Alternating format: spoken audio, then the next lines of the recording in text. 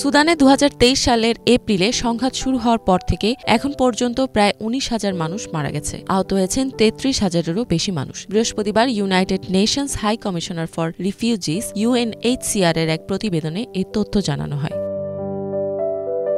প্রতিবেদনে বলা হয়, গত বছর সংঘাত শুরু হওয়ার পর থেকে চিকিৎসক ও রোগীদের বিরুদ্ধে 83টি সহিংস হামলার নথিভুক্ত করা হয়, যেখানে সশস্ত্র সংঘাতে মারা যান 54 জন এবং আহত হন আরও 104 জন। এসব সংঘর্ষে 23 জন মানবিক কর্মী নিহত এবং 33 জন আহত হয়েছে।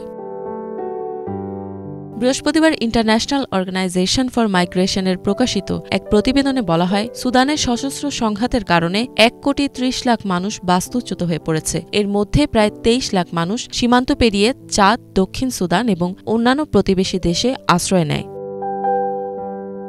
সুদানে এখন বর্ষা মৌসুম প্রবেশ করেছে। অনেক এলাকা ইতোমধ্যে ভারী বৃষ্টিপাতের কারণে বন্যার কবলে পড়েছে। এতে কলেরা, ডায়রিয়া এবং অন্যান্য সংক্রামক রোগ ছড়িয়ে পড়ার ঝুঁকি বাড়ছে। এতে মানবিক সংকট আরও বাড়বে বলে ধারণা করা হচ্ছে।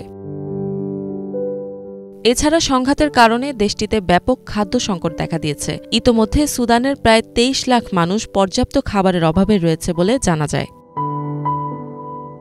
অবস্থা পর্যবেক্ষণ করে নিজেদের জরুরি সহায়তা প্রচেষ্টা বাড়ানোর কথা জানিয়েছে ওয়ার্ল্ড ফুড প্রোগ্রাম। বছরের শেষ নাগাদ সুদানের 84 লাখ মানুষকে মানবিক সহায়তা প্রদান করবে বলে জানায় তারা। ইফা জাহান, বাংলাভিশন।